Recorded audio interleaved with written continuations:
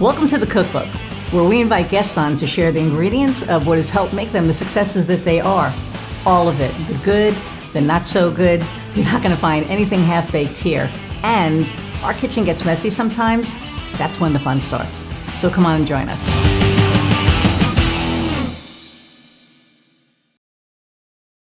Okay, so hey, there are times when we all could use a little extra help and support in our lives.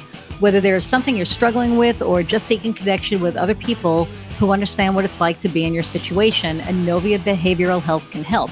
Inovia is a subscription-based organization that provides unlimited access to a wide variety of educational, experiential, and therapeutic support groups that are led by live expert facilitators. Now, you can get 20% off your membership with the discount code Cookbook20 when you subscribe. Check it out today at inoviabh.com. Inovia, feel better. Hey everybody, and welcome to the Cookbook. I'm your host, Iris Goldfeder, and I'm excited for our guest today. We've already spoken to him once, Lucas Catton. He is the CEO and founder of Inovia Behavioral Health, who happens to be our sponsor. So I'm going to read his bio and bring him on. Okay. Lucas Catton has worked in the behavioral health field for more than 2 decades with facilities and group practices around the country. He has helped establish and grow multiple programs and has served as a consultant and strategic advisor for many others. His vision to create affordable, accessible help to assist everyday people lead happier, healthier lives continues to shape the future of Inovia Behavioral Health. So without further ado, let's bring on Luke. Hey. Hey, Iris, how's it going? Good. How are you? I'm doing well. I'm hanging in there overall. Well, that's good. So last time you were here, we kind of touched on what Inovia did. And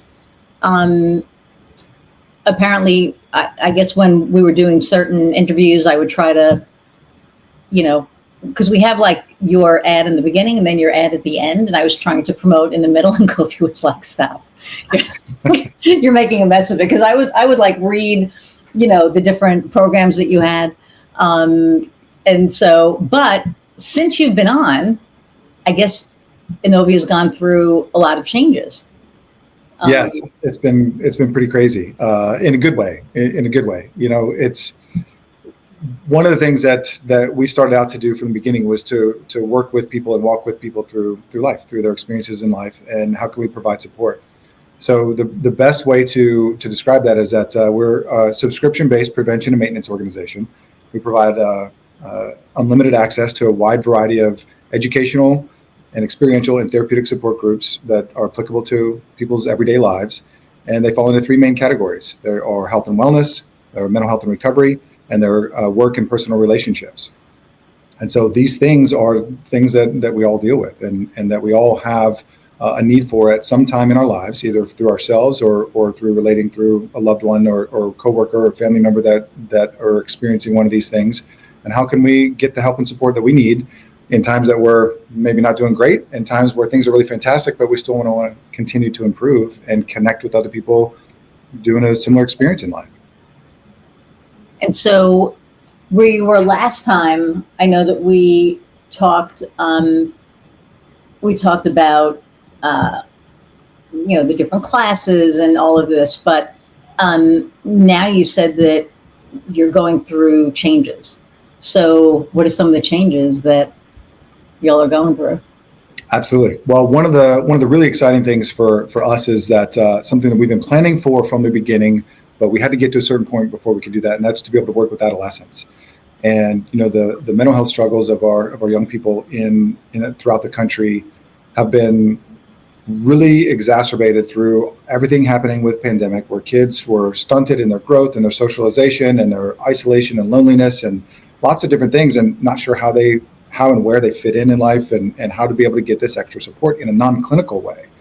And finally, we're able to make our adolescent platform available starting July 24th is when we officially kick that off. So depending on when this airs, that's our introduction to be able to providing this help in between all those times where they might be needing help outside of class or outside of time with their their parents or guardians, or outside of time with their therapists, if that's who they see, or other counselors, et cetera.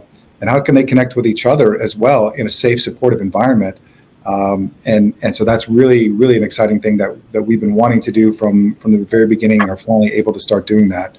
And in celebration of that, we're actually giving away a free parental and or guardian membership to our adult side of things, that where many of the groups may interact, and you can connect up with facilitators that are working with adolescents and working with adults as well, and wanting to make sure that we're getting support from both ends, because any type of issue or struggle or celebration in life isn't just a single person event. It's something that's experienced and should be experienced amongst others as well. So we want to be able to provide that support on both ends, so for our nation's young people as well as our parents and guardians. Right. And right now, the focus is so heavy on adolescents, especially because of the summer, right? Because during the school year, if they're in a lower income household, basically their meals are provided for them depending on what state they live in. It's another story. I don't want to get into all that shit, but I mean, it's true, right? I mean, if they're in the wrong state, they're fighting about feeding, these kids. But during the summer especially, and they're not in school, there's this food deficiency, right? They don't have access to 3 meals a day, depending on their home situation and all of that. And we do a podcast for our local Mental Health America, and Brent Christensen is the CEO, and she had on the assistant superintendent of our school corporation here. Yeah. And one of the things they were focusing on was, kids, and about, how to get them meals, how to get them active during the summer. Because you're right, during the pandemic, kids were stuck at home. They were frustrated. I mean, some did well, some did not. So, and I don't know. I don't know the solution for all of it, but having some kind of a resource where they can come and, I don't know, maybe spend some time. Like, how does your resource work for them? So if there's a kid that's, stuck at home because, like we said, COVID, they were stuck at home, and all of, it caused a lot of, I guess you're right, stunted growth. I never even thought of it that way. But technically you're right, because they couldn't socialize. So now that they're out and about and doing all that stuff, how does this help them? Sure. Yeah, that's a great question. For one thing, there's a great report that came from the U.S. Surgeon General recently called the Epidemic of Loneliness and Isolation. And that's addressing what also happened in the previous 3 years. And it's playing out from young and old alike of, we also have a lot of these work from home environments, and people are, hybrid is fantastic. I love it. And virtual work is fantastic. I love it. And our service is virtually accessible for anyone, which is perfect, and I love it. But there also has to be a sense of connection that goes along with that. Yes. And what happens is a lot of our young people were then turned to their devices and started spending time, and still do. I mean, this is an ongoing thing either way. But they're connecting with unhealthy ways or unhealthy influences through technology, of either a false sense of what happiness looks like, or a comparison issue where they think that everybody is, going to be ripped and beautiful, or that everybody has tons of money but not them, or that everybody has this beautiful relationship except for them, or all these other comparison issues. And instead of then feeling worse about themselves, now they're actually able to connect up with other people and go, oh, you too? I'm not the only one who feels that way. I'm not crazy. I'm not alone. I'm not all these things. They feel a sense of belonging. They feel some reassurance. They feel like they have a way to be able to access positive digital influence in a live format, as opposed to only pre-recorded content or scrolling through YouTube. There's lots of great pre-recorded videos, obviously, and interviews, and things like that. But when you do it in a live setting, and you're able to not only learn in a group from what somebody else is bringing to that group, but also have other peers in your group who might have other resources or solutions to similar things that you're dealing with or experiencing or looking for help with. Then you can do that in a way that is not just a one-way thing where you're pushing play and then hoping to get everything from that one recording. This is an interactive environment where it's much more inclusive. So that is really the biggest difference that we're able to provide people. And from an accessibility standpoint, another huge change that we had gone through just since the last time we talked is our delivery method in our platform. Our services are now available on any type of web-connected device. So it doesn't have to go through, previously you had to download an app in order to go through this portal, in order to go through this thing. Now, whether it's a phone, tablet, computer, smart TV, like however you can be internet connected, you can log in and join our groups. And that was a big thing for us too. That's awesome. And I mean, it's great for kids, but what you're describing, adults go through. Yeah. I mean, right? Like I think everybody goes through that. And it's an important resource. And, somebody that I know, I'm not going to say who, but somebody that I know is, recently her husband asked for a divorce. She kind of knew that it was coming, but she's been emotionally abused by him for years. I got to be really careful on what I say, but anyway, but the kids and her, it was like the three of them, and they were finally getting to this really healthy place after COVID, like where they went for counseling, they did all the things, and they were starting to be like this cohesive unit. And then he drops the bomb that he wants a divorce, and he already has a different house. He sees the kids now more than he did in like the last 2 years, because his job requires that he's not home a lot. And now she's like, her daughter is shot. She doesn't know how, because she's torn, because she likes being with her dad, but her and her mom were so close all this time. And then the son is very protective of the mom, and is like, dad's a dick and whatever, and I'm just going to take care of you and stay here. I'm going to be talking to them about this, that there's this resource that I know, because it's so important for people, like you said, to realize they are not the only ones going through it. Right. Because I think that anytime any of us are going through anything, we feel alone. Yeah. You can be in the house with somebody, but they don't know what you're necessarily going through, and they don't know necessarily how to support you, because they're not going through the same thing that you're going through, right? Exactly. And I love that. I love that this is such an important resource. Absolutely. I just on the meeting I had just before this, we started out, the person had relocated to a new state. I asked, what brought you to that new state?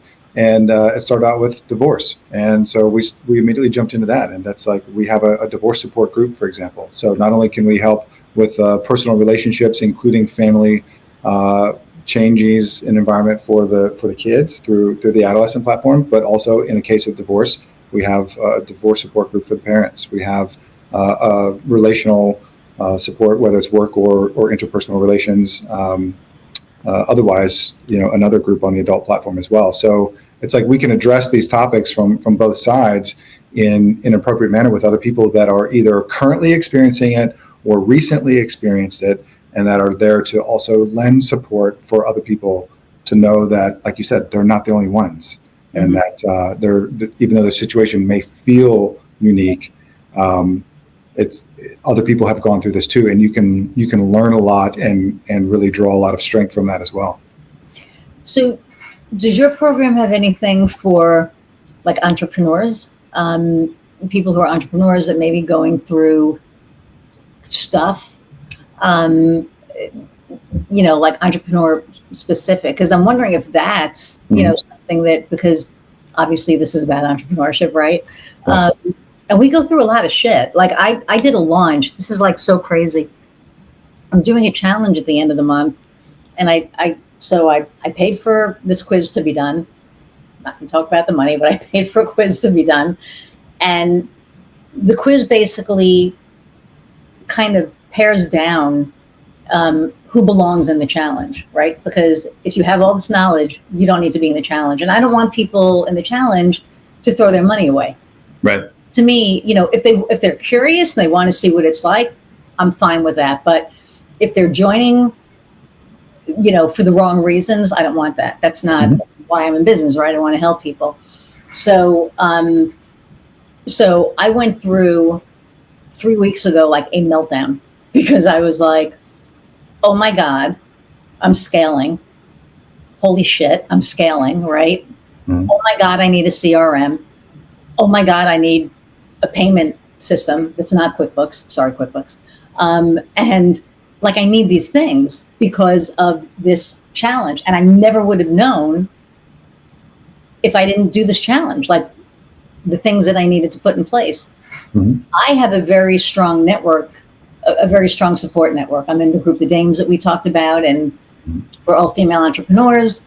And so I have an avenue, because I was like, whatever. And like, it takes a village. I had a village to help me figure everything out. But for people who may not be in that kind of a networking group or don't have that kind of support, is that something that you would ever think of putting up? Or is there one already that's there? Yeah, totally. So we actually have one that I personally host. It's called the Professionals Roundtable. And that's what we do. We take a look at all these work-related things, and we help each other find resources and present, maybe similar to like a mastermind type thing, where you present an issue that you're currently dealing with.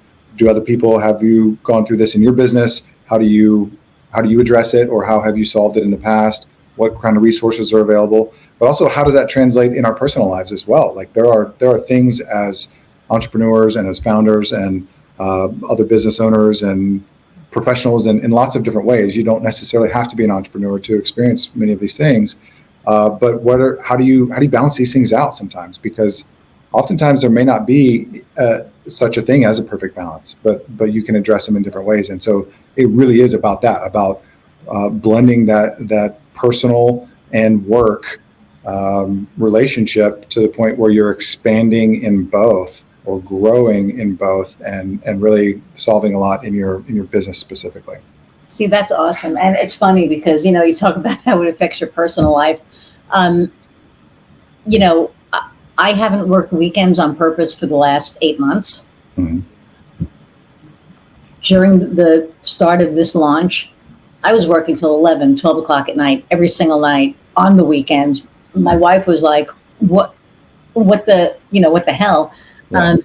And I'm like, I got to do this. And it was funny because, a couple of years ago, I was doing this, but not for me, for somebody else, as we know. And I was working just as hard, but this had like a whole different flavor to it. This was like, oh, this is like my baby. Shit. I gotta like really, do this thing. And it put it in a whole different perspective of, like I'm not a new entrepreneur, but because it's a new launch, it's almost like you're back to the beginning, right? You're starting, you're figuring this stuff out. You're figuring the beginning of your business out. You're figuring out what processes do I need. In the beginning, you really don't think of processes and systems. You're just like, okay, I'm doing whatever. Yeah. But all of a sudden, there's processes and systems. So it's like literally starting over. And it was very humbling. And the other guy and I are in a pretty decent place, I think, now. And I was going to text him and be like, yeah, dude, I kind of get it now. I'm not ready to do it, but I'm probably going to do it soon because, I get it. It's a lot. It's definitely a lot. So if people go to Inovia BH subscriptions, right? And then they do Cookbook 20, they'll get 20% off. That's right. And this is for like everybody and anybody, whatever you're going through, be it personal, professional. I love the adolescent thing. I think that is, so I don't have kids, but they're our future. Yeah. And at the end of the day, we don't want to bunch of fucked up kids running, the world. Like we want well-rounded, kids that have had the support and the help, and they can have the empathy and understand, what it's like, I think, because I think that if people don't get empathy, they don't understand empathy. Yeah. Yeah. And that, one of the things about support groups and support networks, for example, is that they don't have some other kind of agenda in mind. So, if you go to someone else close to you, typically for advice, oftentimes they're going to give you advice based on some portion of your past that they think you might make the same error or mistake or judgment again, and not, or they might go, well, this is what I really want for you because of this reason, because they've got their own personal, reasoning for that. But when you go into this, people are literally just there because they're wanting to share, and they don't have to know all about your past. They don't have to know about all these other things. It is purely from a sense of again, of connection and help, and it doesn't have that other tint, if you will, Right. And but I think that, and I'm a true believer in this, that we go through stuff so somebody else doesn't have to. Yeah. You know what I mean? I think that when I look at, my friend and I were talking about this last week, we both kind of had it rough, growing up and everything, and trauma and, all the things. But at the end of the day, when I look back on it and I look at the people that I was able to help because of that, because I had that understanding of, what it's like to go through something, or you see somebody going towards that cliff. Mm-hmm. This happened a couple of months ago. I was watching it and I was like, oh my God, stop. You need to stop what you're doing, because there's a, if you go a little further, there's a cliff and you're going to go over it, because I did it. Yeah. So please, listen to me. And now I got this, blah, blah, blah. And I said, I probably went through it so that you don't have to. Mm-hmm. Please, please, please don't do it. Nah, I know what I'm doing. I got this. And thank God, like right before she got to the cliff, she kind of thought about it and called me up and said, okay, so what happened exactly? And I told her exactly what happened. And she was like, you didn't say that in the beginning. I was like, I didn't even know how, because I was so scared. I was so scared because, it was just one of those, I'm not going to say mistakes, but one of those lessons that was very costly. Yeah. Professionally as well as personally. And I was just like, please, for the love of God, listen to me, and she did. And I'm being general because, on purpose. But I think that at the end of the day, we all go through stuff. Like you've gone through stuff, and that's probably why you started Anovia. Yeah, that's exactly it. And there's and times where I've needed that other help, like you're talking about, that might not be that. It could be, it said we have these 3 buckets for a reason. It's not always just at times where we're struggling or we need a lot of support because things are difficult. It could be when things are going really well and we want the type of advice and suggestions and guidance and that kind of thing. And so whether it's health and wellness or work and family relationships or lots of other things, there's so many different ways to do that. But there have definitely been times in my life, and this is part of where it came from, not only being like in the field for a long time, but where I know, okay, the people who helped me most through this time or this issue or this thing were other people who had that same or similar experience, right? More so than some expert in a one-on-one setting who, not to detract from that at all, because we are not in competition with anyone in that. And because for people who need formalized therapy or treatment or diagnosis or anything like that, there's professionals for that. We do have professionals capable of doing that, but that's not our role or position. They may do that in their own private practice or in their own business, that kind of thing, but they're part of this because they enjoy the interaction, connectivity, the education piece, and being able to give and believe in this mission, as opposed to thinking that people can only receive help in these other settings. And, we know that there's a lot of people who wouldn't ever get help if they didn't have something like this in between, because either they're not going to go receive some type of treatment, or they're not going to get diagnosed, or they're not going to go talk to somebody, or they don't have insurance coverage for something, or they don't have this other thing. And here's an opportunity for them to be able to get virtually unlimited support, for lots of different things in their life. And whether they attend one group a month or 10 a week, they don't pay anything different. So Right. that's I think that's a key thing, is how do we make this as affordable and accessible as possible, that as we continue to grow, we can cover a wider variety of topics, which benefits more members. And as the more members grow, we can continue adding more wider topics and meet the needs both ways. Yeah, and I think that that's the beauty of it, is that it's, you pay the monthly subscription price or the annual subscription price, and you get access to everything. It's not just like one thing. To me, that's the beauty, because at the end of the day, we don't just go through one thing. We go through like a lot of shit in a day, never mind a month, right? I mean, you just don't know. So the fact that you have all of these resources, at your fingertips, I think is huge. And I think it needs to be blasted out there more. We'll talk about that, because I think you need to get the word out more. But so I think that, the other piece about support is when I think it's easier for people to reach out when it's virtual, because there's not, I think when it's an in-person thing, there's like this vulnerability.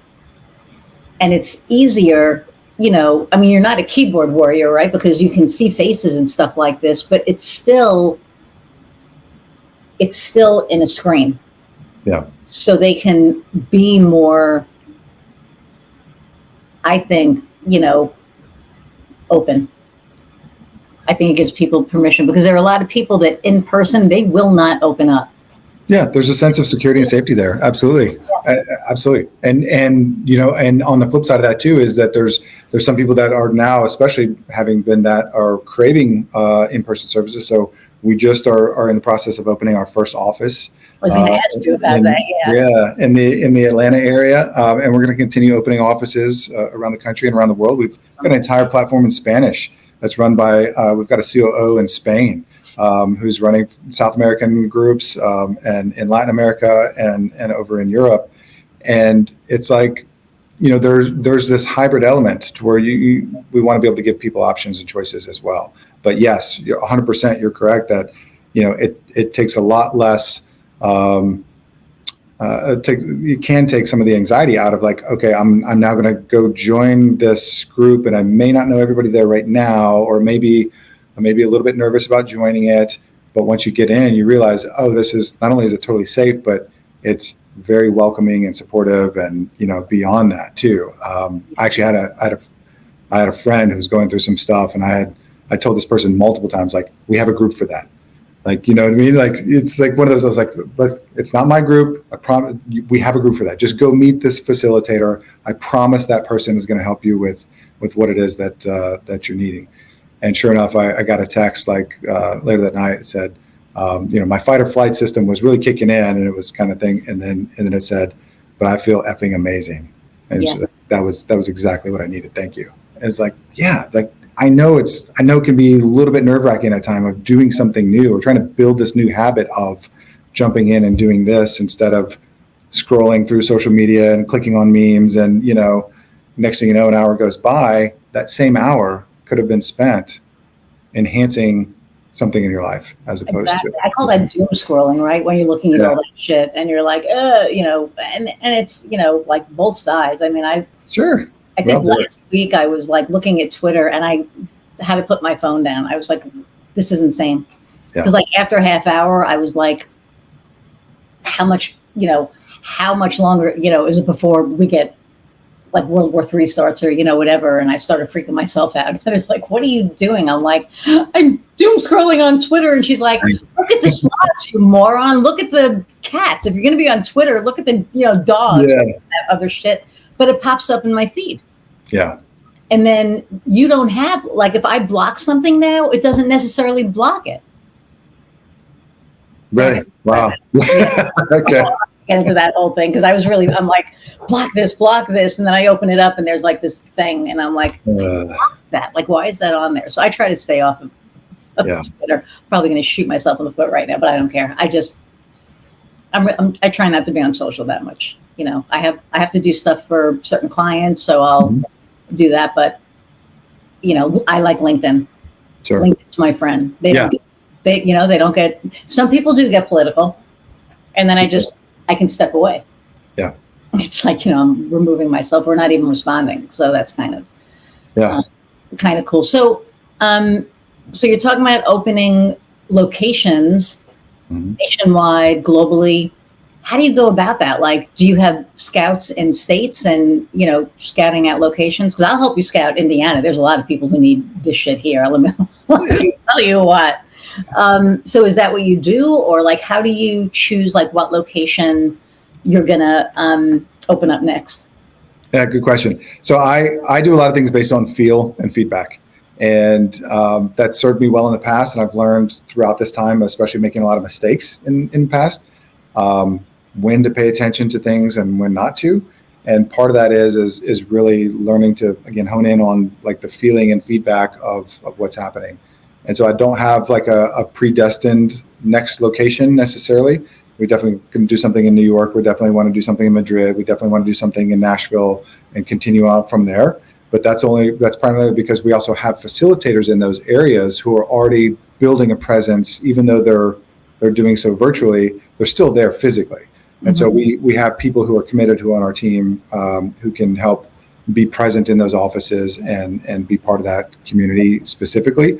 So part of that is also where we're led. We get more traction with certain organizations as an adjunct to their EAPs, and they have a factory or a big corporate office or some of the kind of business in multiple locations or a specific area. And sure, we can open up an office, satellite office, just to service people for them if it obviously makes sense, business wise as well. But we have a lot of flexibility there, and our adaptability to our members' needs is really what the driving impetus is. So as members continue to grow and they go, hey, these are the things that we need, or we really need an in-person thing, or we love that group, but we're in this time zone. Can we have another one in this time instead? The answer is yes, we can do that. And so really that adaptability is key for us. So if there's like a corporation that, needs, I'm going to put you in touch with Brandy, with Brandy, who, she's the CEO, executive director of Mental Health America here in Lafayette. And we just got I think is it 988? Yeah. The mental health crisis line? Yes, 988. Okay, good. Because I screwed it up last time. I think I said 811, and that's the utility thing. Oh. That was not what I meant. But yeah, the 988, and they got chosen, Indiana got chosen because of them. So, which I think is really huge. So I may connect the two of you. Because this state and our county, Tippecanoe County, so I run, Unmasking Lafayette. My partner, Michelle, just got her master's in social work, I think. And we're doing like this scholarship for anybody who enters in the mental health arena here. But they have to stay in Tippecanoe County because we are so hurting for mental health professionals here. And the mental health crisis here it's off the hook. I mean, it's just, there's so many people that need support, and there's just not enough people to help them. Yeah. So, but one of the things that you were saying earlier was, about having people who not necessarily are in the medical field or, the experience. And I really believe that experience is the greatest teacher, right? And it doesn't make us experts. Just because we went through something doesn't mean that we're an expert. But again, we can impart our wisdom and hope that they, that they listen, and not coming from us. I think that's the other thing um, is when you approach somebody that you know. I think that sometimes there's resistance there because you know them and they don't want to maybe necessarily be vulnerable and open up. I mean, all of my friends, we talk, we just communicate. Like we're like, what's going on? And they'll go, nothing. And we get it out of each other and we make each other talk because we're healthy. I mean, we've gone through all the stuff. We've done the work. But for the people that aren't comfortable talking to people that they know, this resource is amazing because it opens up these doors to introducing them to virtual strangers that probably end up, becoming support partners at the end because, they can be vulnerable because there's no like emotional stock there. There's no, if I tell you this, you're going to think different of me. Right. Because I think there's a lot of stigma around that. Yeah. I had somebody yesterday talking about not wanting to go to a local Al-Anon meeting because this was Monday, because the first thing that they thought if they went to that local meeting was that, or they had experienced before, was that somebody else said, I wonder who it is in her family that has an alcohol problem or a drug problem or something like that. And it was like this rumor mill. And, it's a shame that is a real thing that happens. And that's a fear. But at the same time, it plays to the thing that you're talking about too, is that when you're connecting with people who could be anywhere in the world, but are there for the same purpose as you, it's not the same as walking into a room full of people who you might run into every single day in your community. It doesn't mean that also shouldn't be available because many people are like, well, I'm wide open about this. Everybody already knows about this issue, and that's okay, and that's totally fine. But for others who want more anonymity, then being able to do an online resource where you're connecting with people who likely are not going to be right around the corner from you. Right. And you can also use you don't have to use your real name. For all intents and purposes, right? You can use a screen name. Absolutely. Yep. Absolutely. You don't have to, nobody else, we have people that are coming from lots of different backgrounds and lots of different reasons and lots of different things. And unless they self-disclose that, nobody else knows that. I could use, a totally different name and log into a thing. And if nobody knows who I am otherwise, they believe that's my name. And that's perfectly okay because that isn't important and the label's not important. All that's important is the connection and the support. Right. And the interesting thing is, so I work with like some of my clients are coaches, executive coaches, and they can't get like testimonials because the people that they're working with don't want anybody knowing that, like people are like, the C-suite of these corporations. They're like, I don't want anybody knowing that. And to me, I'm almost like, that's sad because I think in my mind, if you came out and were like, yes, I recognized that, I needed help in this area and I reached out to a coach and I got that help, I would have more respect for you than hiding it. Because to me, that means that you're self-aware. You realize that there was an issue that you needed to fix. And I don't think there's anything wrong with it. But no, they're like, I can't even use like Joe H. Not me, but my client was like, I can't use Joe.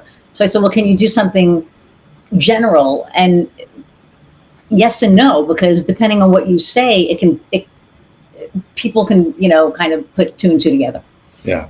Which I think is kind of, because I have no problem, talking about the trauma that I went through and all the work that I had to do to get where I'm at now, because I wasn't always this healthy. Mm-hmm.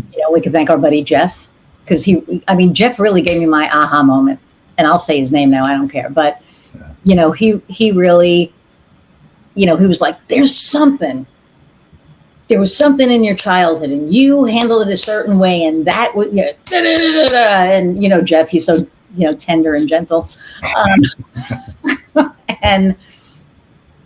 And when I realized it, I was like, oh shit. And it literally changed my life. It changed my life because it made everything make sense. Yeah. Every good decision, bad decision, all of it. And like I encourage people, I try telling people there's always one pivotal moment, and it doesn't have to be trauma.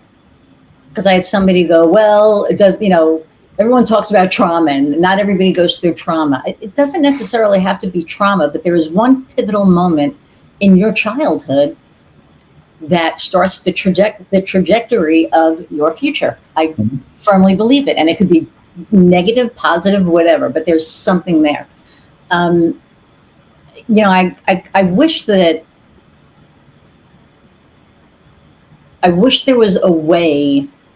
So how are you getting the word out now? I mean, like, how are you, how are people hearing about Inovia? How are people,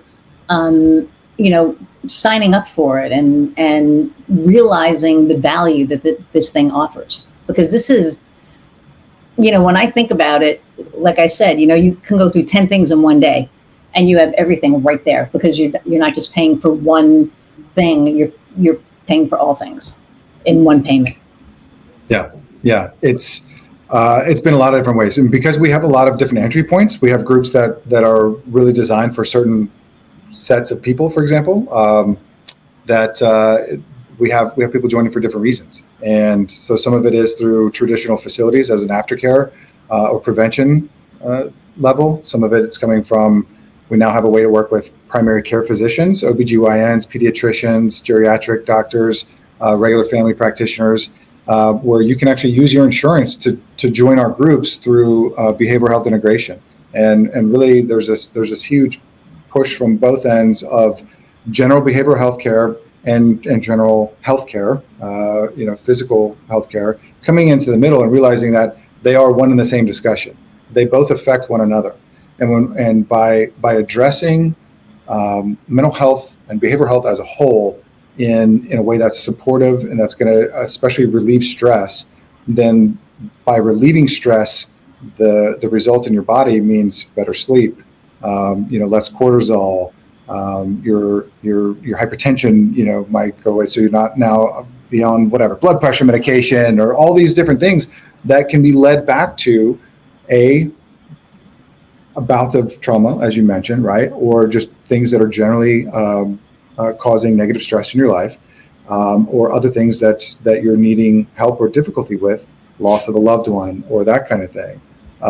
That you, if you can address these things and reduce anxiety and stress as well, then you're having a much better impact on your overall picture of health. Mm-hmm. There's plenty of ways to assess and monitor that now, and so there's actual billing codes for that, where you can go to your general practitioner and say, hey, I would love to have this ongoing support network.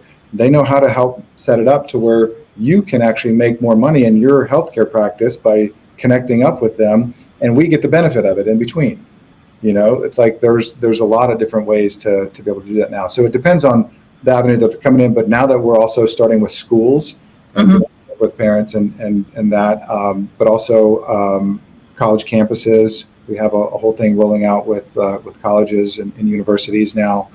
That it really depends on where it's coming from, and a lot of it is just warm contacts and connections of people who go, hey, this is really a great thing. They've seen it through other behavioral health networks, kind of thing.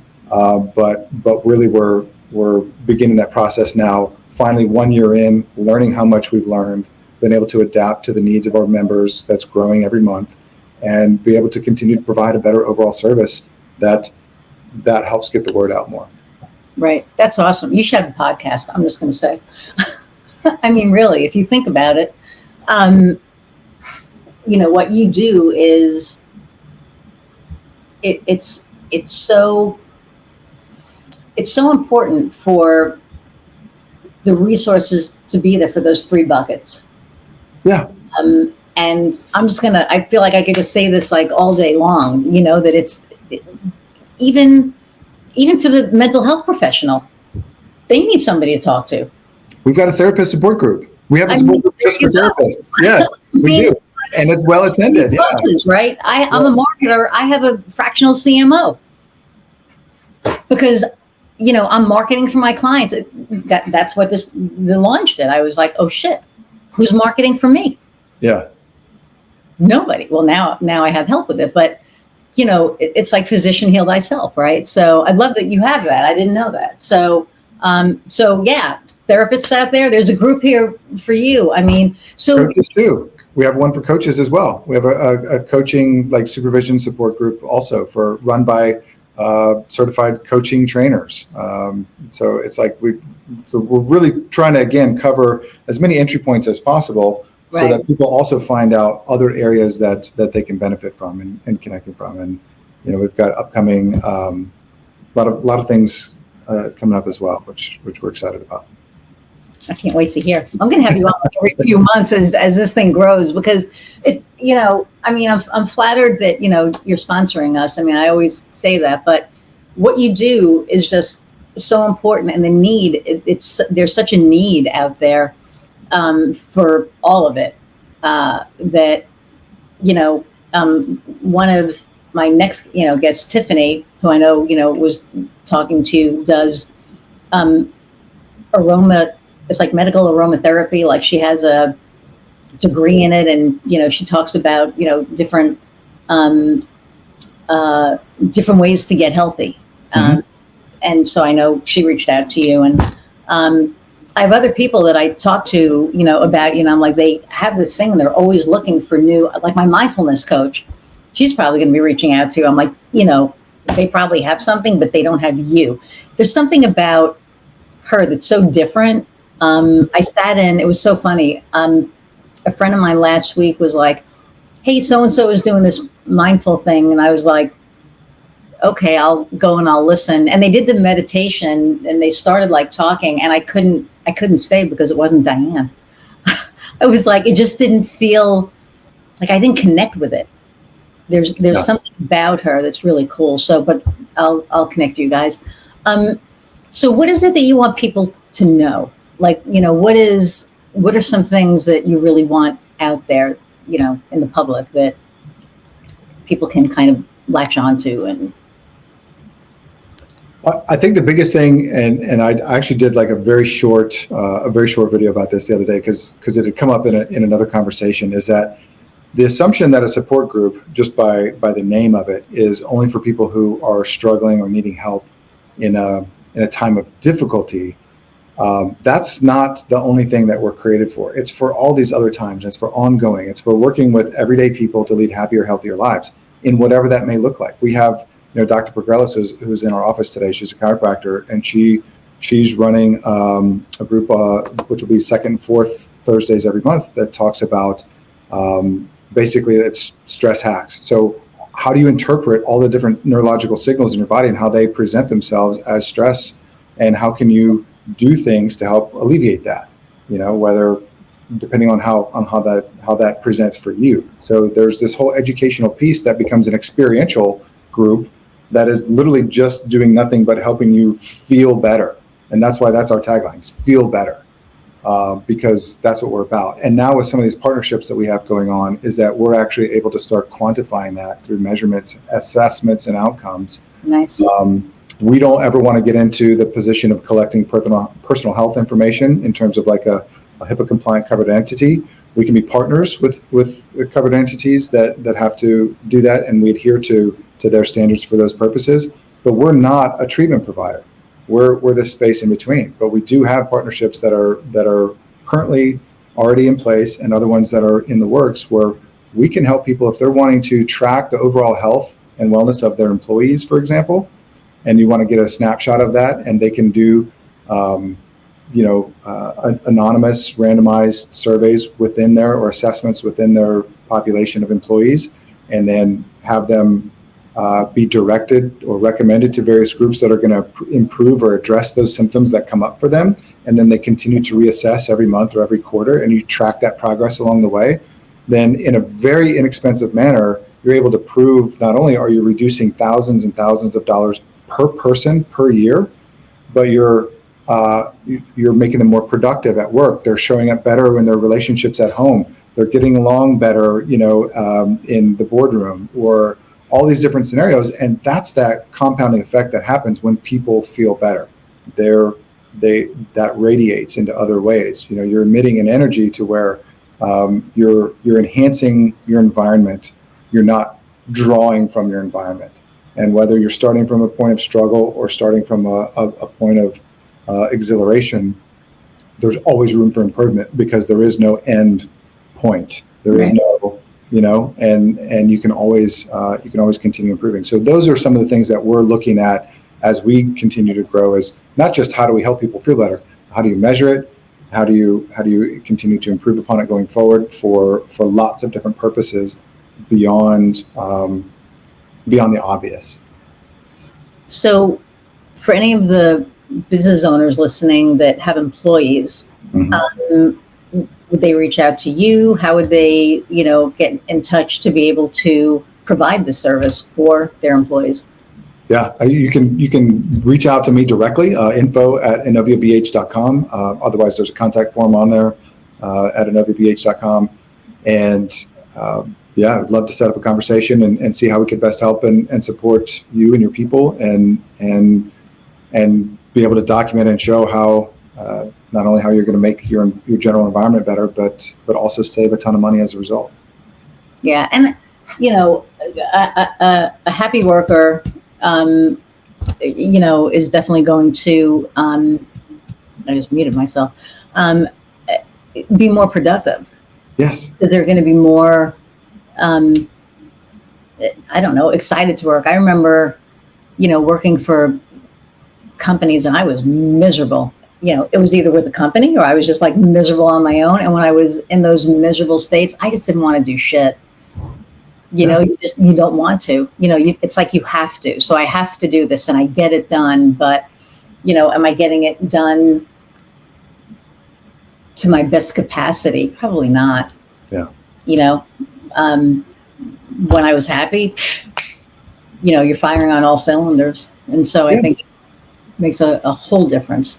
Yeah, think about how many, this happens to all of us throughout life, but how many times people come into work and they're still thinking about the fight they had with, their significant other, or they're worried about these financial difficulties or some other problem that they've had, or they're worried about their children, or they're worried about this thing, or they're not feeling good, they're really anxious, and they go in their office and close the door and don't talk to anybody, or all these things that are in the past that are bothering them in the past, as in just minutes ago or hours ago or days ago, right. But that they're carrying with them forward into what would be otherwise a productive work environment. Or if they're having, because they do have a high level of anxiety, that they're self-medicating, covered up with, high alcohol use or, other substances. And so they're showing up in an incapacitated way at work. Well, what if you could relieve some of those things where they don't feel the need to then self-medicate? And so there's lots of different ways that we can help people show up better at work in that way.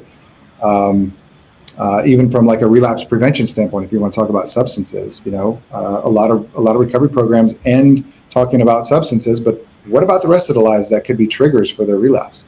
Well, we have solutions for that so that they can deal with those triggering situations in a much smoother manner. And you talk about in the workplace. What about the remote workers that can drink all day? Do you know what I mean? Because they're not in the office. Nobody knows what they're doing. So, and that could be anyone. I know, God, during COVID, I remember there was one person I used to be in touch with. I'm not anymore, but she would start drinking like 9:00 in the freaking morning. But like we would have a conversation at noon, and she was just like gone. And I'm like, how are you? And she was an entrepreneur. I'm like, how are you running your business? Like, how the hell are you? I'm functioning. Like, she knew she was an alcoholic. She was like, I'm functioning. I can't handle this shit. I can't handle this, alone stuff. Yeah. And then after a while, I just kind of, I removed myself because I didn't want to. When I was younger, a lot younger, a woman I know committed suicide the one night that I wasn't there for her. She would always call me. I would always show up. And the one night, she called, and I had an interview the next morning, and I was like, I can't. I was like, this is important to me. You're important to me. Just do me a favor, make it through this one night. I'll be there in the morning. We'll talk. We'll work it out.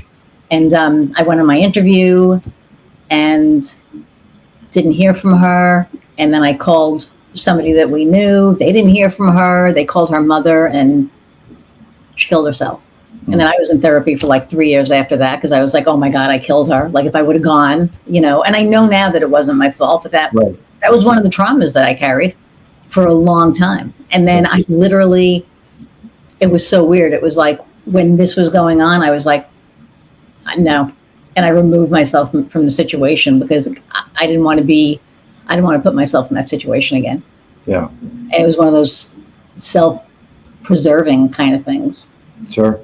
Yeah. So, yeah. That just totally reminded me of, one of the things that came about for this, and like in our adolescent platform, we have a bullying and cyberbullying support group. That is awesome. And how many kids have harmed themselves, and potentially to taking their own lives to that point because of these situations. And somebody who I had grown up with, and for a long time after he wound up doing it in school, in class. And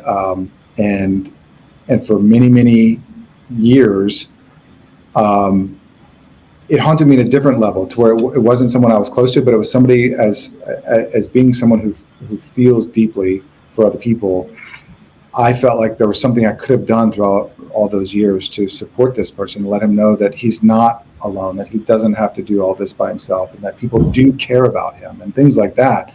And that was a piece of at least witness trauma that that I don't want anybody else to have to experience. And so it's like, how can we do to the best of what we can without totally internalizing everything? Because any level of empathy can get magnified to the point where, like you say, you then take it on as your thing, and it's too much.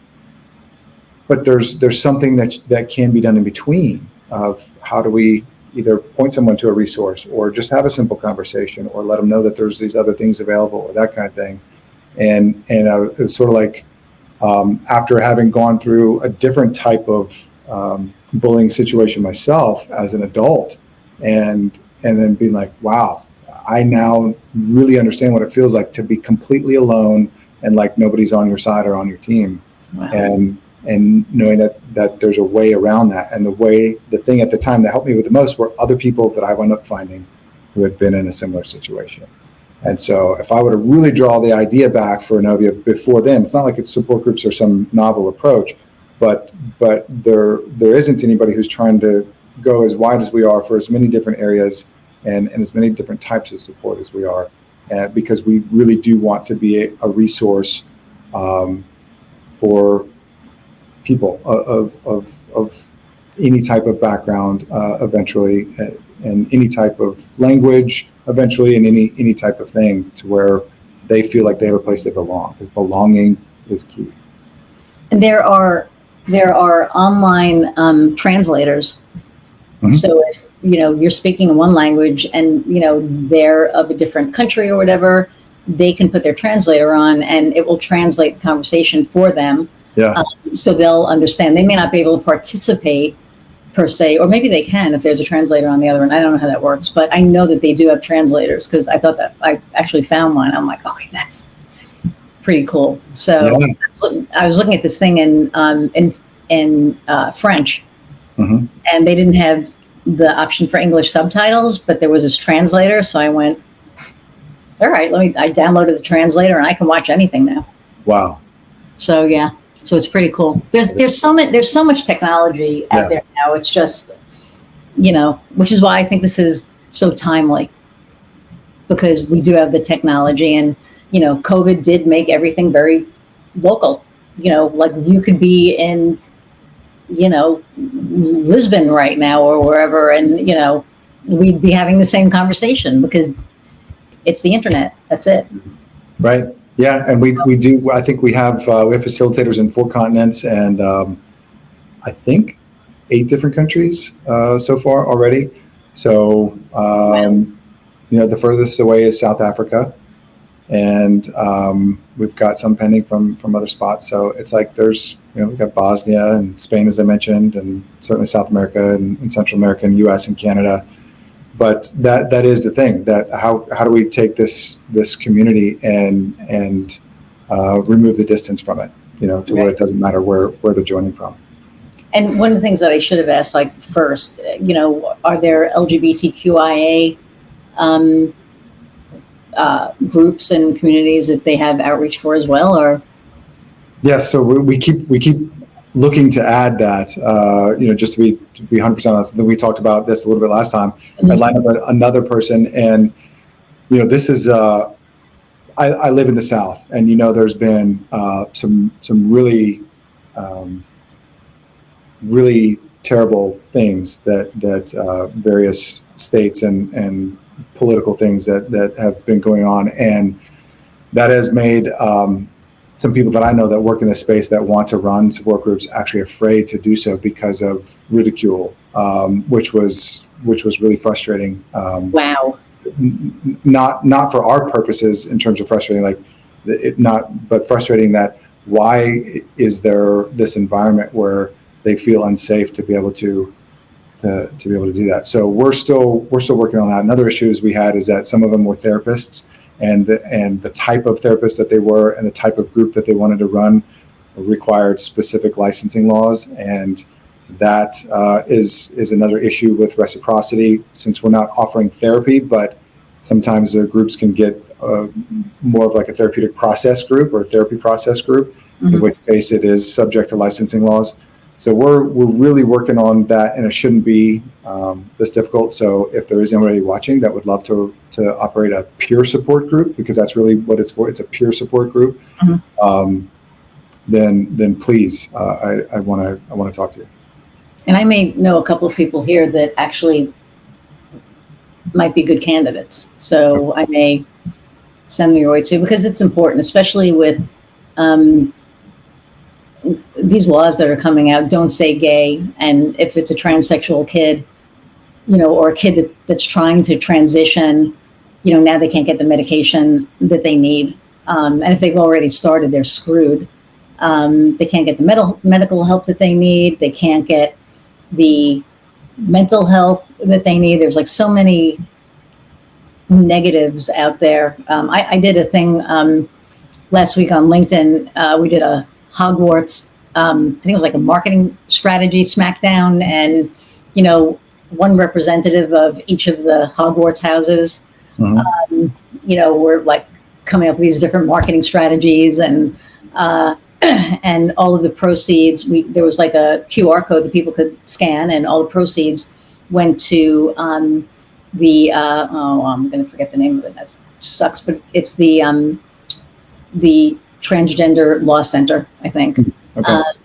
Because, LGBTQIA, there's so many issues with that as well. But these don't say gay laws are just so harmful, because if a kid is trans and he doesn't have a safe home, the teacher has to tell the parents. So that puts the kid in danger right away.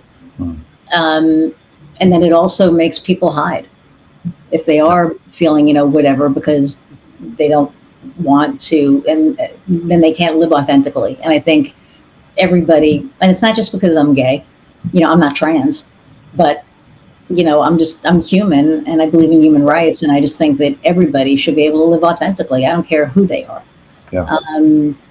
So I'm going to see who I can put you in touch with for that.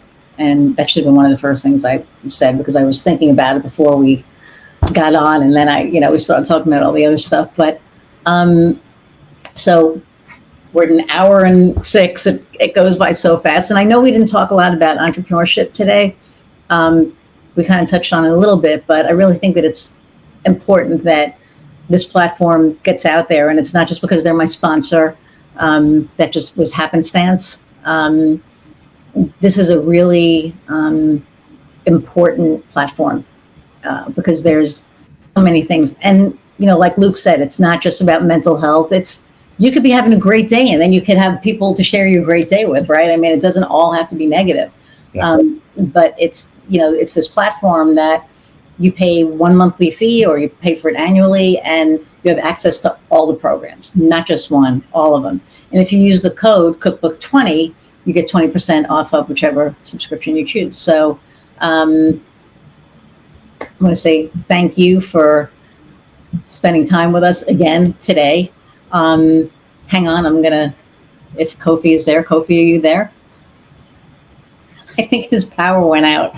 So this is going to be interesting. Kofi. Okay, he didn't. All right. I guess your power is back. So this has been a weird week. So this is like 4th of July week, and I'm going to air this probably in 2 weeks. But with the holiday in like on the second day of the week, people took like Monday off, and then they didn't take Wednesday off, or they didn't take Monday off, and then it's just been like a crazy ass week. Yes. And energetically as well. The energy has just been so weird this week. It's right. It's like nobody knows what day it is. Everybody's like lost. So it's just, but hang on, I'm going to say goodbye and come back. So I know that there wasn't a lot of entrepreneur speak this time around. But one of the things that are really near and dear to my heart is mental health.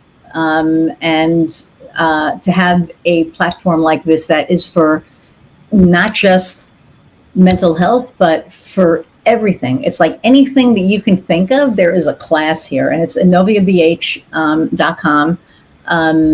Go to AnoviaBH.com/subscribe, put in the promo code Cookbook20, and you'll get 20% off of your subscription. And there's so many programs on here, and they're adding more and more. And for the LGBTQIA community, I'm going to make sure that he gets somebody on there. I'm going to start reaching out because obviously that's important, especially with all of these anti-gay laws coming out. But once again, thank you so much for hanging in for, an hour plus and listening to this, even though it really wasn't a lot about entrepreneurship. A little bit we threw in there, but I want to thank you. I appreciate you all. Thank you for the emails. I got a really cool email last week about the evolution of this podcast. So that was really cool. So thank you so much for that. And subscribe. When you subscribe, you get notification of the next, whatever the next episode is going to be. Share it. If you've gleaned any nuggets from here, share it with people. The more you share, the more you like, the more you subscribe, the more downloads we get. I think we're at like 2,900 downloads now or something like that.